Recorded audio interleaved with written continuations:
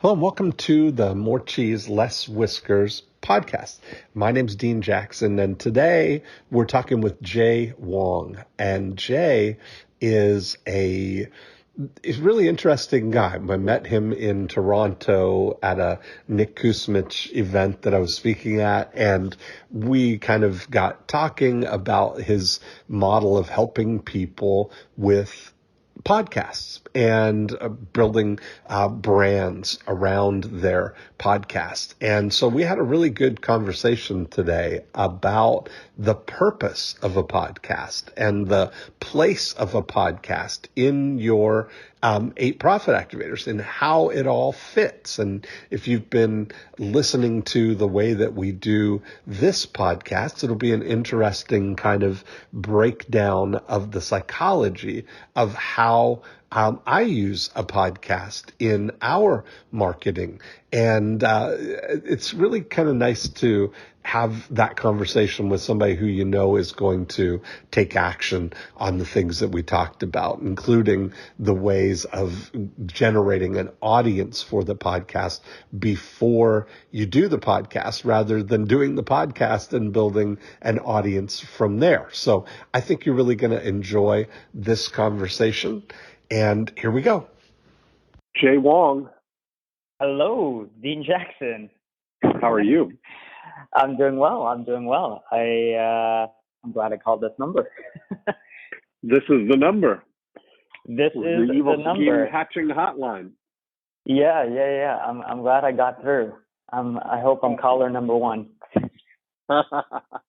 Well, we are already recording. We got the whole hour to hatch evil schemes, and I'm excited to talk to you. I know we met in Toronto at Nick Kusmich's intensive, so I think it would be a good place to start to kind of let's hear the Jay Wong story, and then see where we can take the conversation. What you got going on, what you're working on. Sure. So yeah, I mean, if I had to be honest, I was listening to your podcast because, I knew that this was happening, and I was trying to think of what are the main questions, what are the things, and I'm like, well, I'm so glad we're doing this call because, I kind of know, but I kind of don't know at the same time what to even ask. So gotcha. Context-wise, about 2.5 years, almost 3 years ago, I started this podcast, and the podcast is called The Inner Changemaker. And when I had launched it back then, I know you've been podcasting for significantly longer, but even 3 years ago, the podcasting scene was very different. And so we did, my podcast the way I launched, because I had, I was driving all these people to subscribe, to, give me all these ratings and reviews. And we had this huge plan in place. We were able to do the whole new and noteworthy thing when that was still kind of a thing. And it really quickly became ranked on the what's hot section in iTunes in the self-help kind of category. Yeah. And so that really got me my first probably couple hundred, maybe 1,000, first kind of impressions and downloads. Yeah. And because I was able to do that, I did that with literally no email list whatsoever. And this would be kind of like the story that I would share. I would get a chance to share the way that I did this at different podcasting conferences. And so I got invited to speak at all these different type of meetups, and, some were, maybe 10, 20 people in the room. Some were, 300, 400 people in the room. And so it was pretty amazing doing this the first year, because I didn't have like any products. I didn't have like an online course. I didn't have a book. I was just trying to figure all this stuff out as I was interviewing, and mostly the format, especially in the beginning, was just interviewing people that I really wanted to give thanks to, because their work, really inspired me to move in this direction. And I thought it would always be great to kind of collaborate with these individuals, right? Right. And the theme of the show was this idea of choosing legacy over currency.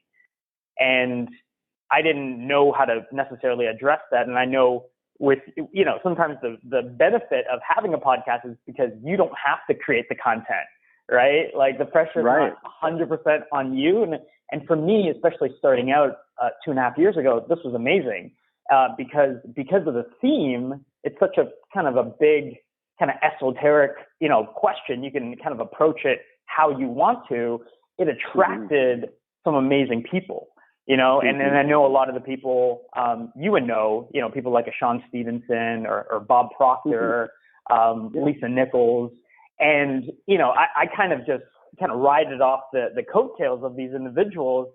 That's how I met Nick, and just leveraging the podcast to really build, my own network. Over the course of doing this over the last couple of years, the more times I spoke at different stages, people eventually kept asking me, hey, can I hire you, right, to either teach me this, or do you have a team that, I like everything that you're saying, but can you guys go and implement it? So it all started with essentially just running a beta group. I said, hey, like I've never, fully transparent, never taught anybody doing this, but I'll show you exactly everything that I did, email templates, sequencing. Which is a great model. That's a great model. I mean, it doesn't matter. A lot of people think we got to have everything figured out, but you were building an audience, and sometimes the best thing to do is to listen to that audience and see what they want, what they need. What would be, I always say, we start out with coming from what would be a dream come true for your ideal client, right? What would be their dream come true? And if you listen, they'll tell you, So then you start to say, hey, would you like to do this? And of course they would, because it's the dream come true. Yeah. And it's really been great, because I would have never thought, right, in the beginning when I had just launched my podcast, if I had to be honest, right, I wanted, there was parts of me that wanted to obviously get my own, figure out what my message was and be able to share that with an audience and be validated to some degree, but to also make an impact for these listeners and for these individuals. And then on the second part, I knew interviewing, these people that had these massive audiences, and not everyone that came on had, such a large audience, but I knew kind of, layering it that way with the podcast, it would be great to kind of build my own movement or my own community. And it's been awesome to, now we've had over, just under 80 people that have gone through the course, right? A whole number of people have been able to launch their own podcast. And the way that I frame it is, you're really putting a voice behind your business, right? You're putting a voice behind your products, your services. And if you really want to take it to the higher level, you're putting a voice behind your own movement, right? And so, the price point for the course, we sell it through webinars. And right now we have an automated webinar that we're just trying to tweak. We just started running, we've been kind of testing the different models, but we feel like we have one that is like really, really solid. We just started running ads to it about like cold traffic ads to about 2 weeks. So the results we have a smaller sample size, but I've been selling the course for $1,000. And over that time, people, there's people that have seen my webinar or seen my work or seen me speak. And, there's been a couple people that have approached me to say, hey, can you and your team just do it for me? Right. And so that started, and that was more so this year. And that started more of a, what I would call kind of a boutique agency of just working with these clients because, so much of the podcast is a representation of their brand, and a representation of who they are and the content that they're creating. So it's been really great to kind of get here. And this is part of why I, joined, partnered up with, Nick Kusmich and his mastermind to just be around, other individuals that are building their business kind of to the next level. And so, does that kind of give you a good snapshot of kind of where I'm at? Yeah. Now, so now where do you want to go? What kind of, what do we want to expand on today or kind of focus on? Well, so, okay. I guess the biggest question or the biggest thing that I would love to move forward in creating any, some level of momentum in is I personally feel that there's kind of there's like two different audiences within that audience of people that want to launch a podcast. There's kind of like a tier 1 and a tier 2. And I feel like right now I'm struggling I've kind of tried to test different things, but I've struggled to create something for that tier 2 audience, which, so the tier 1 audience is, I want to have a podcast.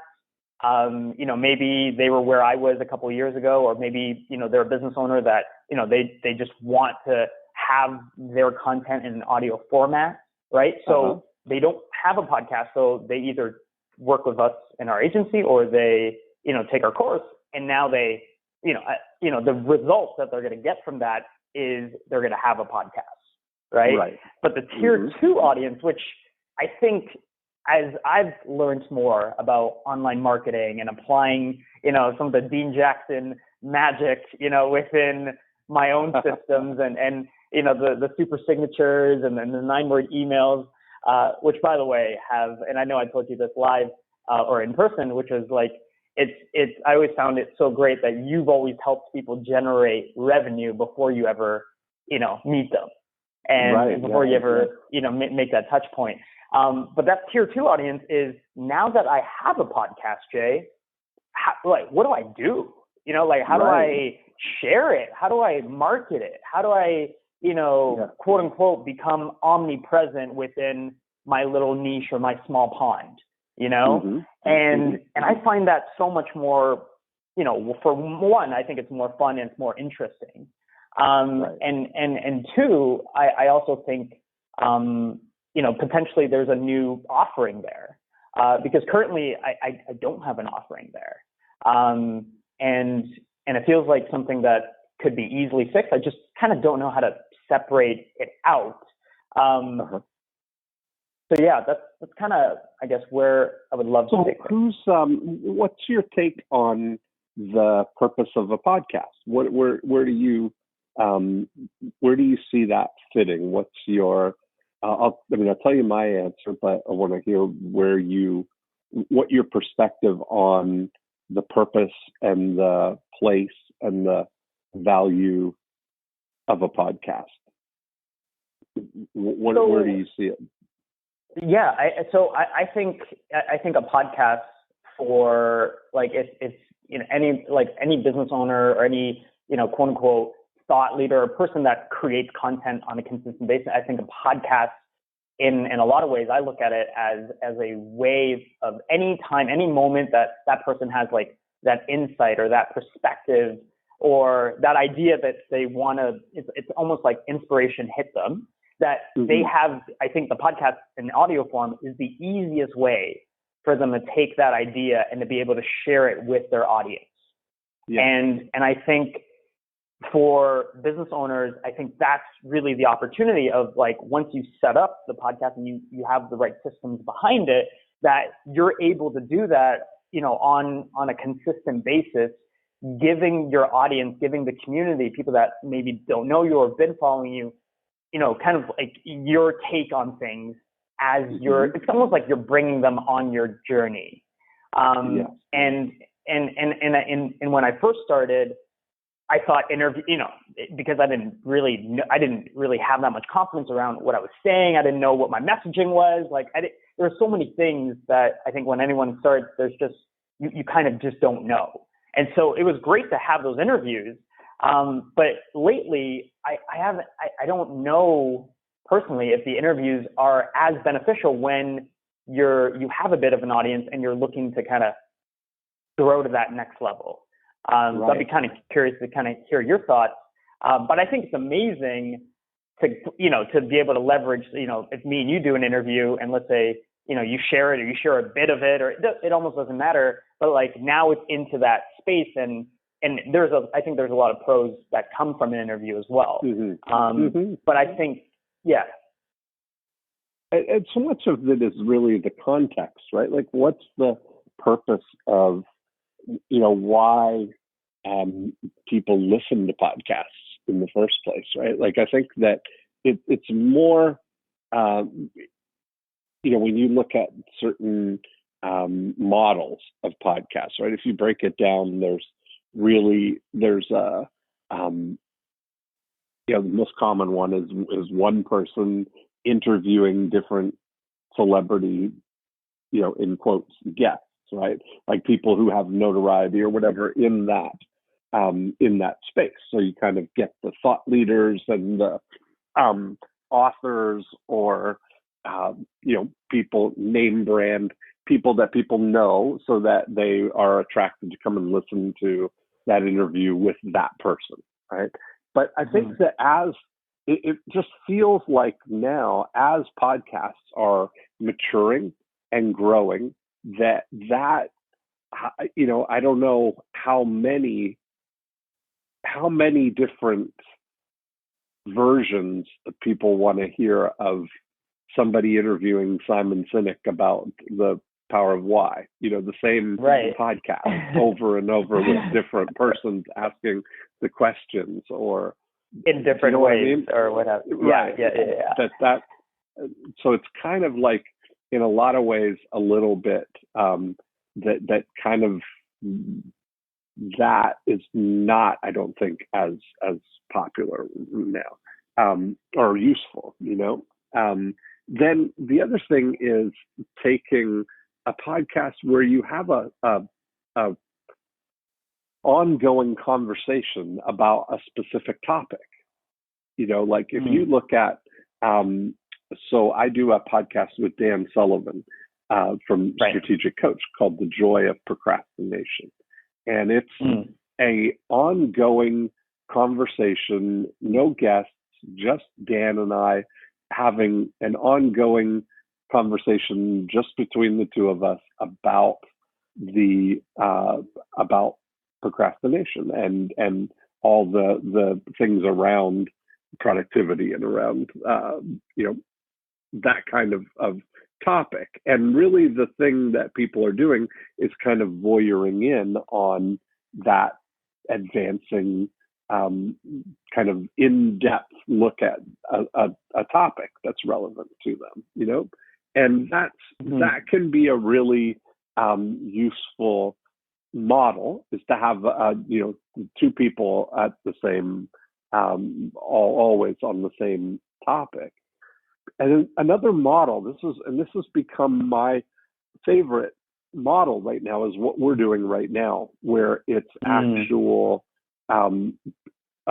it's of service to somebody, right? Like it's really it's helping solve a problem or amplify an opportunity, or the purpose of the More Cheese Less Whiskers podcast is to apply the 8 Profit Activators to a lot of different businesses, right? And I look at the place of this podcast as a Profit Activator 3 lead conversion tool, as opposed to a lead generation tool.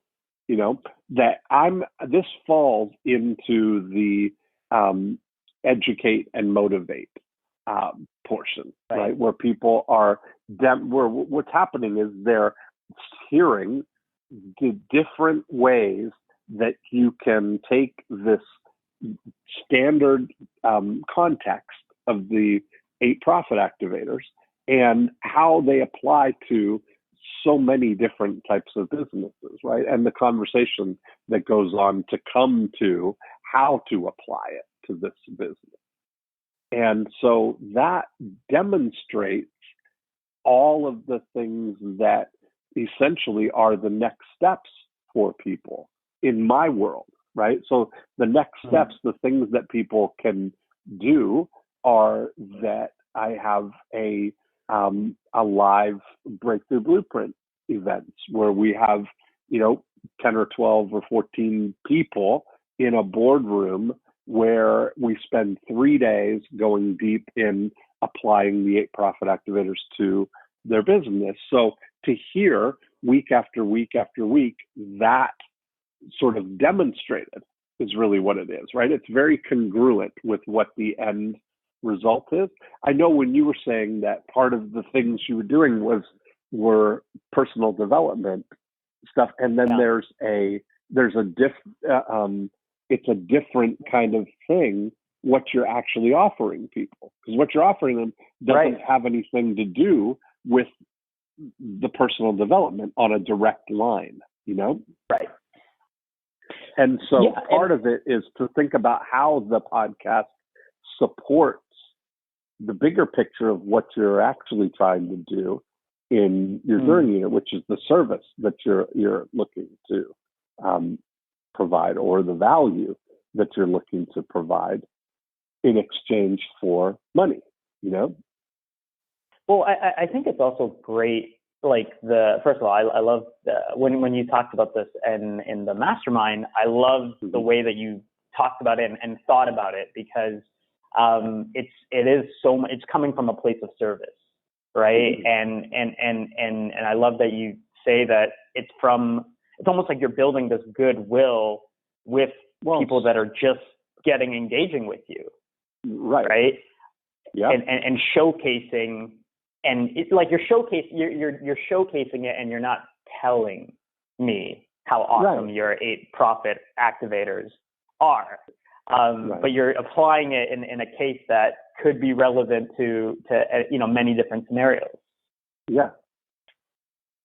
Yes, you're absolutely right. And you see, though, in the body of work, right? The 100 and whatever episodes so far. There's 100 and however many now different variations of how to apply this, right? Like so many different business situations. So you get to see how varied it is.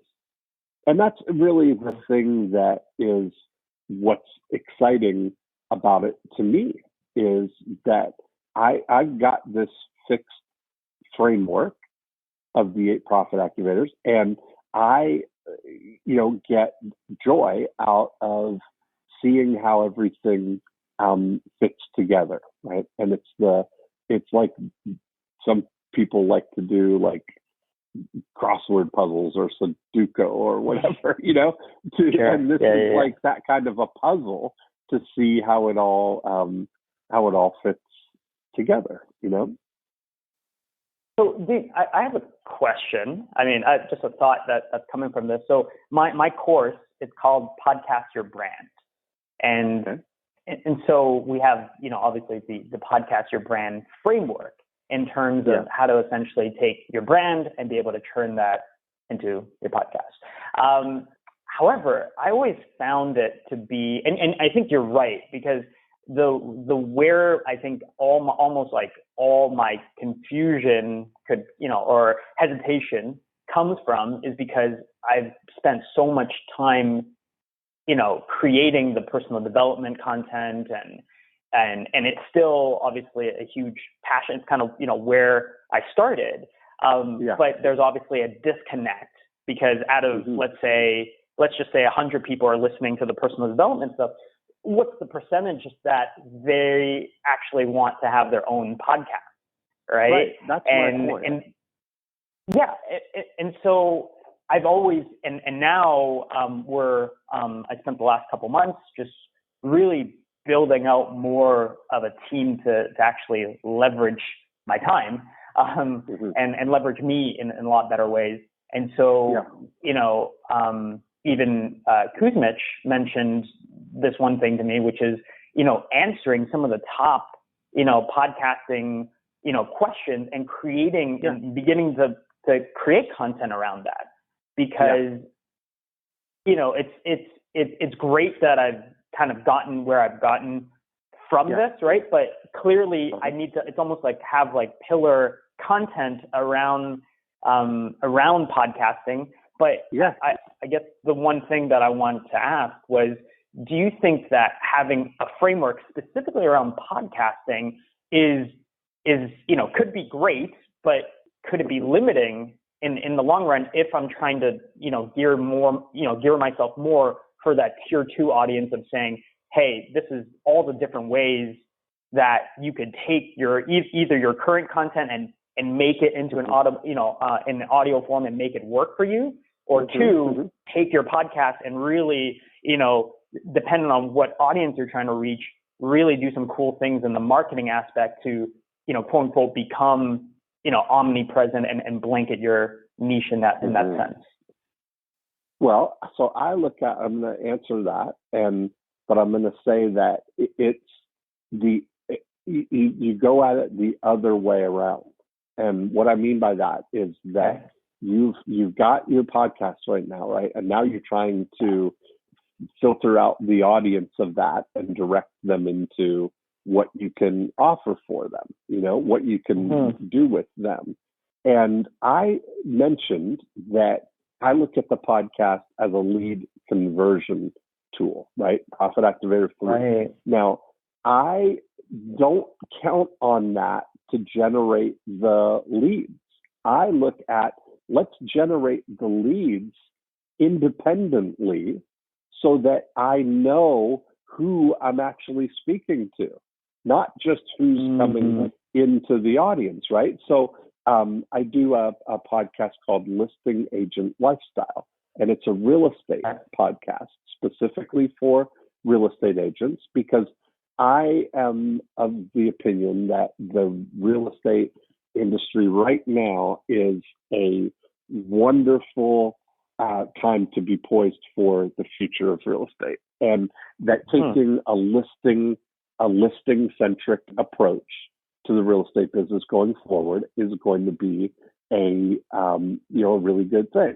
Now, I want to be in conversation with people who believe that is true. And so I want to go, I did a book called Listing Agent Lifestyle that, the future of real estate is even better than you think. And that I am advertising, I'm doing Facebook ads to build that audience, right? I offer the free book to people and get them to download, and I'm building the audience that way of people who are attracted to that premise. So the premise is listing agent lifestyle. Now, every week, I do very similar to this podcast. I speak with one real estate agent, and we talk about applying, and I have 8 elements of the listing agent lifestyle for that podcast, and we talk about all of those things every week, and that all leads to the community that I'm building of listing agents at gogoagent.com. And so everything about it is geared to start at the beginning, identify the audience that I want to speak to, gather them, and then have the ongoing conversation of the Listing Agent Lifestyle podcast. And always as a wrapper to, whenever you're ready, here's how I can help you, and that it leads to a free trial of gogoagent.com where they can come in, no credit card required, full 30-day access. And then when they come in, we get to engage with them, get them some results in advance. And then I know that if we can help them in that 30 days, that is enough that they'll want to stay for 30 weeks. And then if we get them for 30 weeks, they're in for 30 years, right? that's really the framework that I'm looking at. And so it all fits congruently, and what drives it is constantly adding new people at the beginning, not using the podcast to do it, but using the book. So if you're going to drive and grow a podcast, it just makes sense to build the audience ahead of time, you know? I like that because I know you're a big believer in having I think what you call it, like the 90-minute book, or having a really great kind of piece, and once again following that goodwill and that's being why of I share service. with people. That's exactly it. But that's why I share with people that I'm using the 90-minute book for my own. I'm using everything that I talk about. I'm using it for my own business, aside from what we're doing, what I'm doing with More Cheese Less Whiskers, and what I'm doing with I Love Marketing. It's the same. It's exactly the same model. I like to say I'm not only the 90-minute book president and founder, I'm also a member. As a thing. And so it just shows that in order to use a book as a lead generator like that, the things that matter are that you have a book, that you've got a title, that when they read it, your audience says, I want to read that book, and you've got a way for them to get it. And that's the three things that matter. And it doesn't matter how long it took me to write it, or how many pages it is, or how cleverly I, phrased paragraph 2 of chapter 3. None of that matters. What matters is that I've triggered that I want that mechanism, right? And that's what the title and the fact that it's a book and all that stuff, they don't know or care how many pages it is. And I don't know or care that they'll ever read it. I just want to know that they wanted it. As soon as they ask for it, the book's done its job. And now I've got all the time in the world with the podcast to communicate with them, because I know that now they're going to be getting 3 emails a week from me and a podcast every week. And there's so much stuff that is going to be adding value to them that they're going to, move forward whenever they're ready. Yeah, I mean, the super signature, I think if you remember, I showed you, even when you were presenting on it, and I know this has happened probably countless times and with greater numbers and what have you, but I thought it was so funny that when I had no idea that, I would get a chance to meet you and, have you, speak pretty much right in front of me. But earlier that day, I had sent out, I think I had sent out an email the day previous or 2 days before, but someone had replied, because in my super signature, it's like, hey, if you want us to work with you private, if you want to work with us one-on-one, just send us back the word private as the title of the email and tell me a little bit about your business, and we'll be in contact. And so it literally happened I think during the mastermind, I got this reply. Right. Yeah. And as you're talking, I was like, Dean, I'm not trying to, this was not set up. This is kind of like, I'm a total, you're the magician on the audience and you picked a random number. This is really a random number.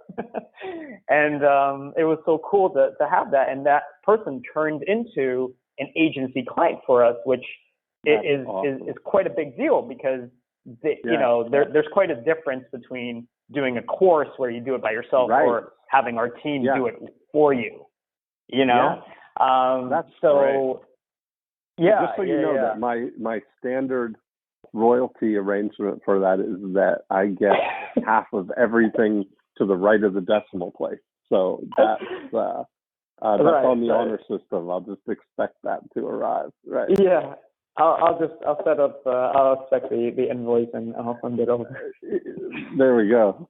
So, well, that's awesome. But, there's the thing is that's really the podcast is really kind of the hub of the conversion system, because from the podcast, you get all the derivative content as well. So if I were thinking out loud about what your end result is ultimately, that you want to, on a macro level, you want to get people excited about podcasts, you want to show them all the possibilities with that, and you want to help them actually manifest it, right, on an ongoing basis and get it launched. Yeah. So where if you start the through line there, what we're looking for is total congruence between Profit Activator 2, get people to raise their hand, Profit Activator 3, educate and motivate, and Profit Activator 4, make super easy offers to make it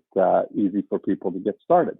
So we look at what would be the title of the book that your ideal audience would definitely want to own, right? What would be the indication to you that they are they're your ideal person, right? What's the end result that they want? And that thinking process, and you're not going to come up with the title like that just off the top of your head, but you start this process of, I wasn't trying to put you on the spot for that, but that's the questioning that you want to have, right?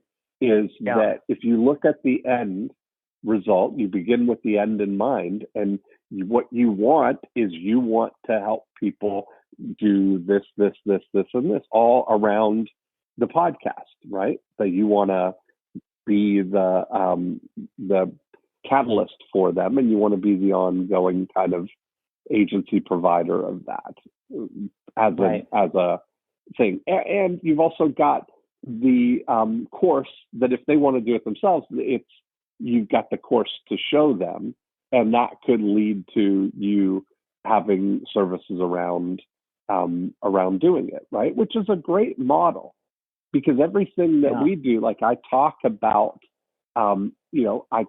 using books as a lead generator. I use them myself. I'm demonstrating it. I'm talking about them as case studies. We, share the results of other people using books and how that all works out.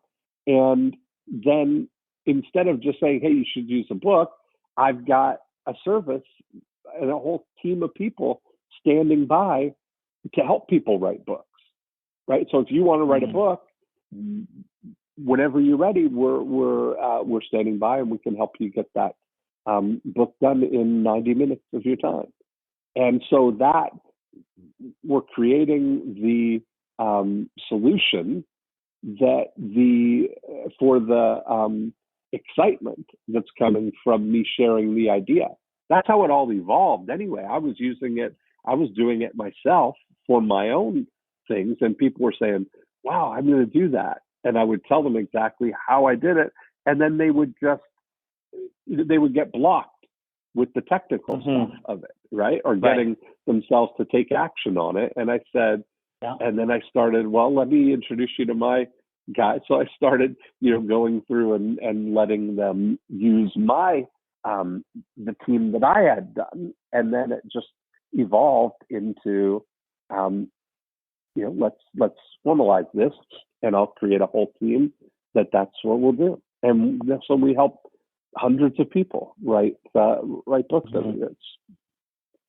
I think it's really, I like the ongoing conversation aspect, because I think that's, for me, what has been missing in the content that I create. I mean, I do it in the aspect of, hey, follow me as I grow and develop on my journey, which is great on some levels, but it almost feels like it is too much about me, even if I don't try to make it about me, if that makes sense. Right. Like, even if I'm sharing my insights and my lifestyle, and we're over here doing this, or I was talking to Dean Jackson and I got this great breakthrough over here. It's still right. Like, it's not like I help them solve their problem through that piece of content. Right. Exactly no matter how much I frame it.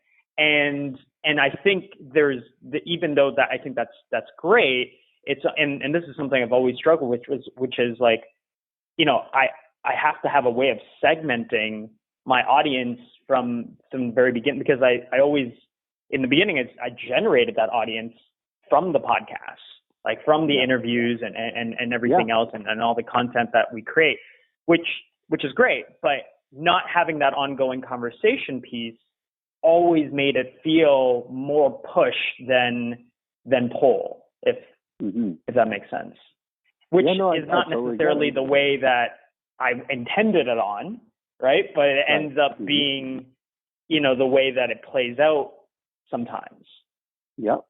I want to, the part of the value is gathering the audience ahead of time, it's gathering, if you have the audience, that's what's going to drive the podcast, that you're driving the audience forward. And that helps, so I think if you look at that now, what would then be a format or a ongoing context to educate people and motivate them to take action on getting their own podcast going? So what if the context was that you interview successful podcasters about their thought process and the part of getting their podcast launched? Or how, do you understand what I mean? That you're sort of talking through, you're breaking down, you're giving an inside look at the people who want to do what these people have already done, and they're kind of giving you a behind the scenes look at their reasoning or their insight or their lessons or approach to podcasting that would kind of give a multi-flavored approach to it. In a lot of ways, this is almost like taking the traditional testimonial and making it like very contextual for individuals. I take go ahead. The word I use, it's testimonials, I think are not as great as what I call contentimonials, where you're framing it, first of all, it's about content, and it just happens to be a testimonial. Testimonials often, when you come at it from that then you keep your eye on, or the focus is on making sure that they say the good things about you, kind of thing, right? But a contentimonial is about, let's focus on what actually got the result, and the result happens to be that they used your system or your program for it, So you're just demonstrating people who are having, who have had a success, For sure. And I like that, because it's selling without selling, right?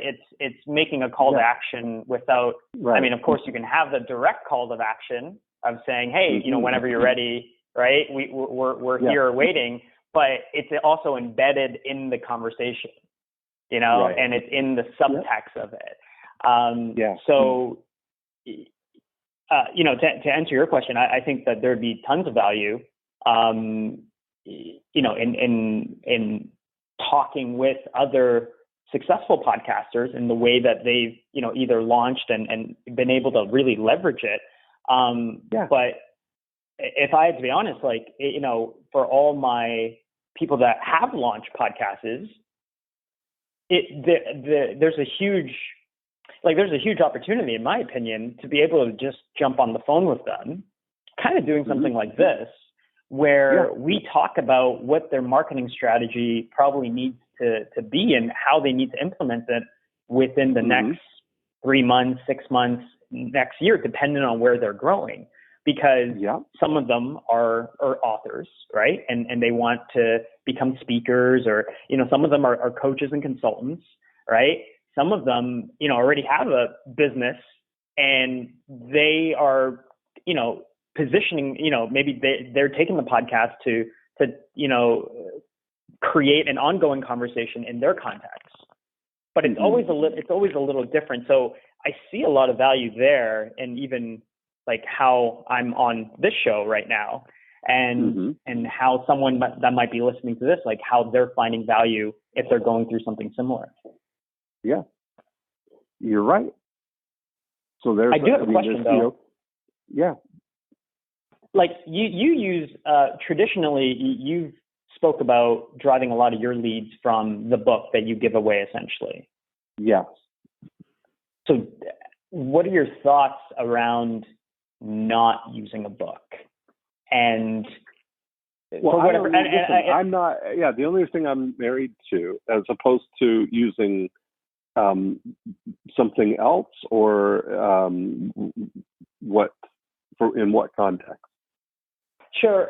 So I take it that you're using this book because you found that to be the best, converting mechanism to, go from a cold audience to now you're within my nurturing relationship building sequence, right? Yes. Joining that ongoing conversation, right?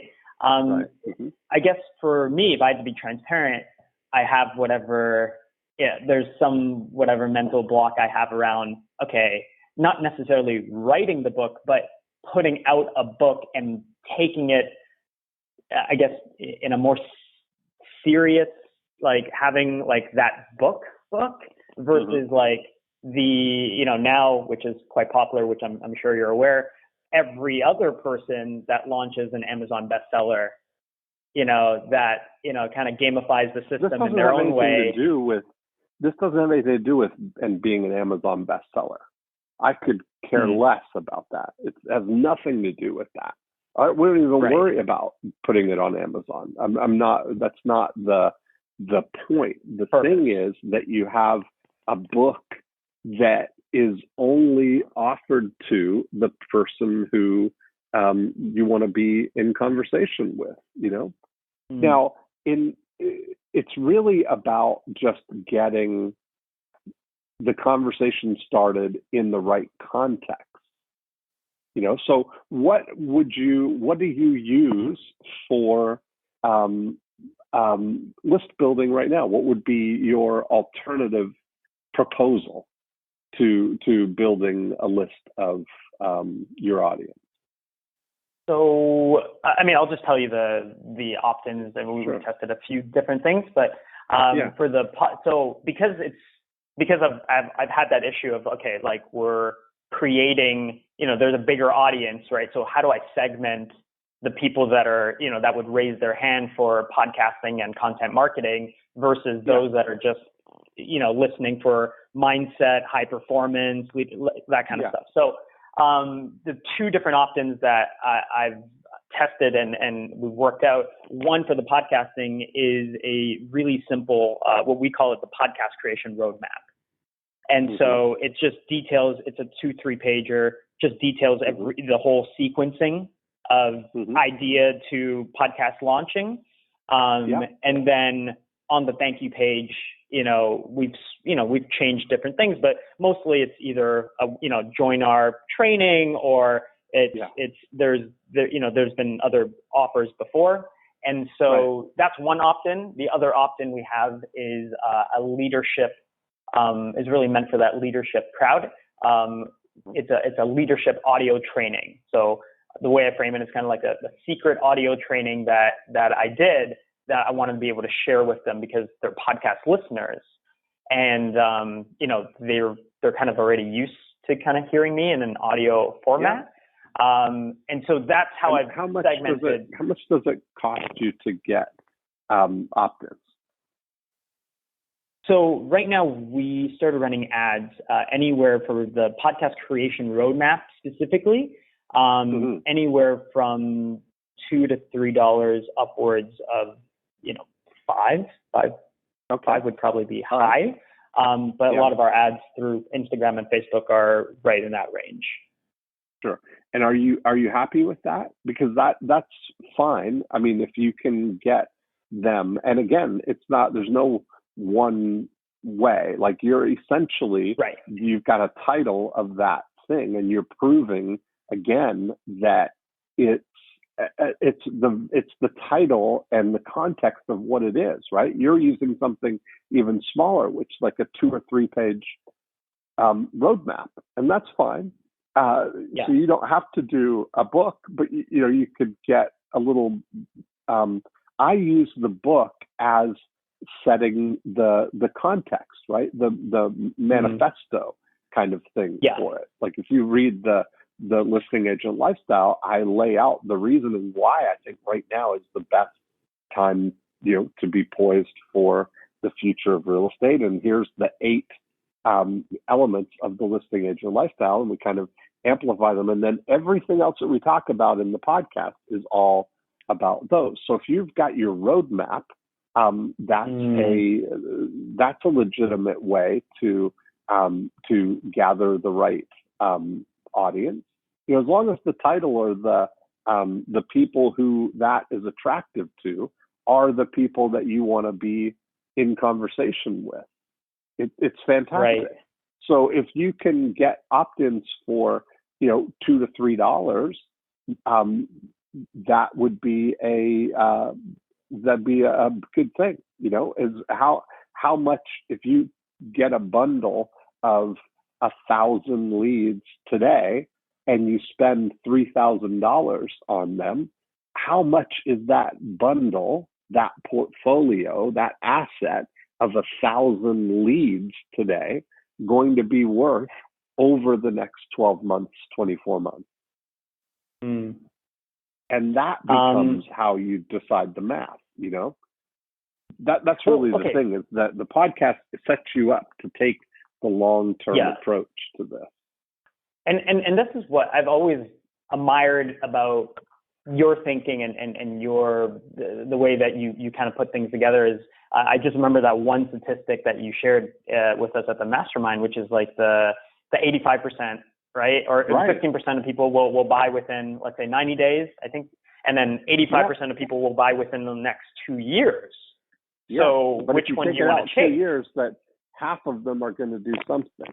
So if you look at it, if we take that thing, that if you look at it, if 100 people download the podcast roadmap, that they've inquired about starting a podcast, right? The only reason somebody would do that is because they're considering starting a podcast. And so if you take that idea, that if we extend it out, that the study shows that just over half of the people who inquire about anything will buy what it is they've inquired about within 18 months. So I always, conservatively, I extend it out to 2 years and cut it down to 50%. That's my fundamental thing. So if you look at it, that 100 people download your roadmap, and if we were to take a snapshot 2 years later and connect them up and call them all and say,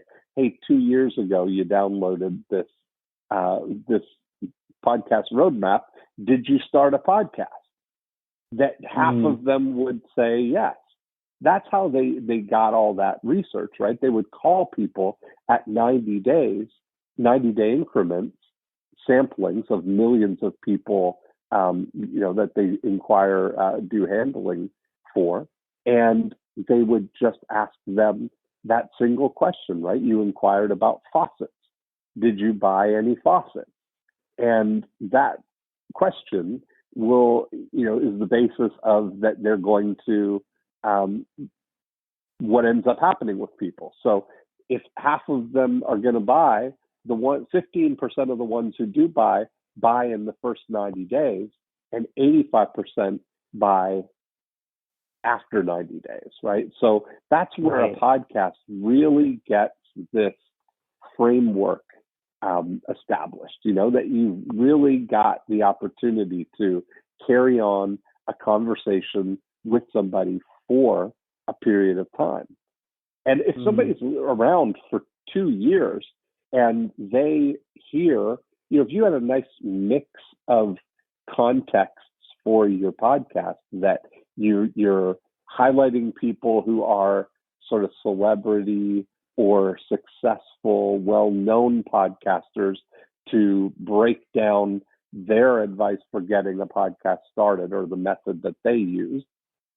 And you're doing this More Cheese, Less Whiskers type of approach of interviewing and consulting with your audience, people who want to brainstorm and go through the process of getting a podcast started. And then some episodes you're highlighting people who started in the beginning, took your advice, got their podcast started, and now they're successful. That journey is a very motivating thing for people, right? But it's all around that context of getting your podcast started and all the wonderful things that can happen because of it. And then whenever you're ready, here's how we can help you get started, right? Take our podcast scorecard or take our, join our online program, or I'm doing or let us help you. Let us do it for you, No, it makes a lot of sense, and it covers it covers that parts of the conversation that you want to be having. One thing that you mentioned, and I know we're coming close to the mark, the hour mark, but it's incredible. But one thing you mentioned, which I don't do in the podcast creation roadmap, which is it's a bit of like a buy-in piece from what I'm gathering. Like you mentioned the manifesto, your values of why you believe what you believe. Yeah. In the podcast creation roadmap, you're asking me like, how do I feel about the people that are coming through? It could improve. There's room for improvement, because though we are getting the great opt-ins on the front end, right? It's is it the right person converting? What's the conversions on the back end, and is it as high as we want it to be, right? And I think part of that is not including the belief system and the manifesto. This is where I see a lot of there's a very obvious opportunity there, because by introducing that, you're introducing your way of thinking into the conversation, which that's part of the ongoing conversation, which that's right. I feel like in my podcast creation roadmap, because it's 2-3 pages, it's really just like, hey, how do you launch a podcast? It's almost like it's you ask Google, how do you launch a podcast, and you're reading it. Yeah. It's exactly. It's very transactional. It's very informative. Like, oh, I just learned the steps. Okay, bye. I mean, not everybody that does that too. Yeah. What if you expanded that thing to be the podcast creation field guide? And it was a book where you narrate, that's why I say in 90 minutes, the way that we imagine it is, what would you want to convey to people if you had 1 hour? If I invited you on a radio show to explain your position, your thoughts, your best advice for people, and everybody listening was a potential future podcaster, what would you say in that 1 hour to really get your established the foundation of the relationship, so that you get people that if they buy into that, then they want to continue on the conversation, So that's really that's what it really comes down to, is the benefit that you get from it, I think it's quite brilliant, because it's kind of taking we do webinars, right? And so now I used to do like a live webinar. I went through that whole sequencing of like doing a live webinar once a week, and so just figuring out what the messaging. But there's this idea in webinars, which I'm sure you're aware of, which is it's kind of like, if you buy into this big idea, some people call it like the domino effect, right? It's like if you buy into this, then it's almost like eventually you will, be able to work with us because you believe with us on that one big idea, Right. And if you believe in that, then it's almost like you're lying to yourself if you don't, join our programs or our groups. And it's okay. It's maybe I could frame it a little better, but it's kind of like that one big idea in the webinar taken into written form into something that people understand, which in a lot of times is a book or something that they feel great value from. Mm-hmm. Yeah. I mean, that's really, so, I think you've got a really good foundation here, I think you've got a really good idea. And I think from what we've talked about, I mean, I can see how just connecting, bookending the podcast with getting the right people listening ahead of time and not depending on the podcast to build the audience and direct them to the podcast independently, and then the other bookend being, the offers. Here's what to do whenever you're ready. That's really what it comes down to. And the podcast itself is the ongoing conversation that derives all the derivative content that you can get, like all the, I send 3 emails a week that are all derived from something that I've said on the podcast,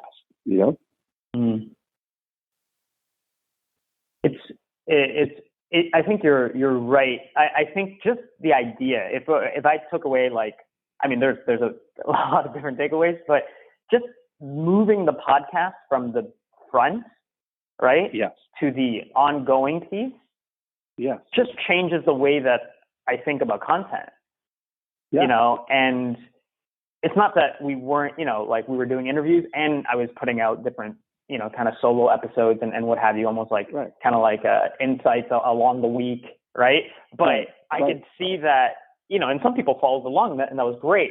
But being very, very congruent, as you would say, right, to the person that is listening, to the content that you're creating, to the offer that you potentially have down the line, I can see that being quite powerful in terms of growing and scaling what I have going on. Yes. And then it becomes just the consistency of it, right? Then it's the stamina to do it for 100 weeks. Yeah. Right? Which is 2 years. 100 weeks and you are, magic can happen, We'll have to do a round 2 of this in 100 weeks. There we go. Perfect. That's what I love to hear. I love it. So what's your action plan here? What do you think you're going to do as a result of the conversation? So a couple of things. One, I think that there's a massive opportunity in doing kind of what you were saying and having a kind of like a More Cheese Less Whiskers format where it's not necessarily about the vanity metrics of podcasting as much as it's about the conversation and who's listening of that, which is always kind of what the podcast is around, but even more so because it's connected to like our entire back end currently. But I also think that in having a longer form opt-in, whether you want to think of it as a book or not, but just having some piece where they're buying into your manifesto, your values, I think sets up for the right type of client.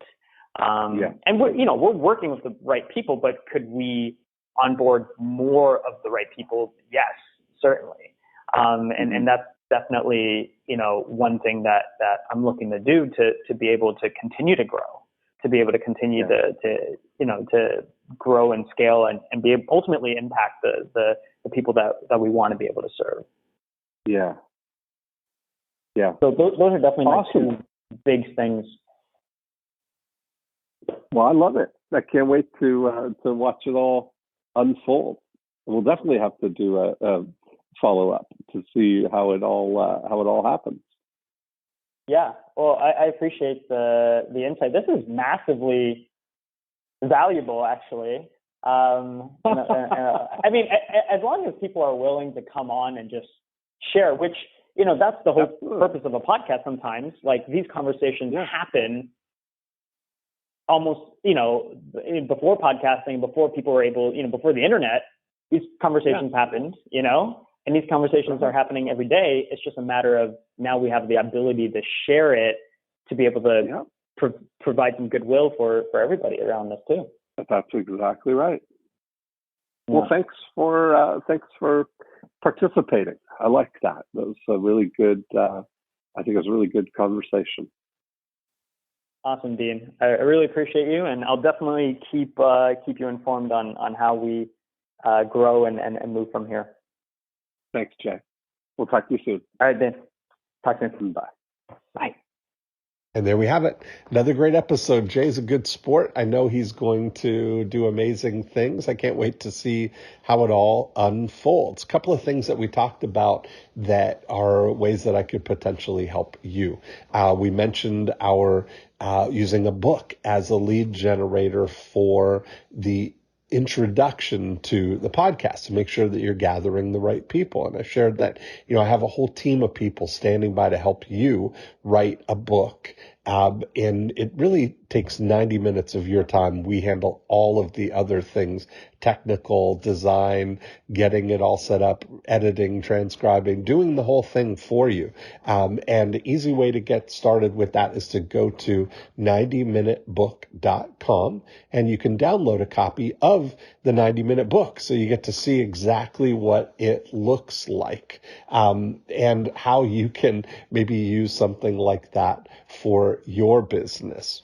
If you want to continue the conversation here, you can go to morecheeselesswhiskers.com and download a copy of the More Cheese Less Whiskers book, and you can be a guest on the show by just clicking the Be a Guest link.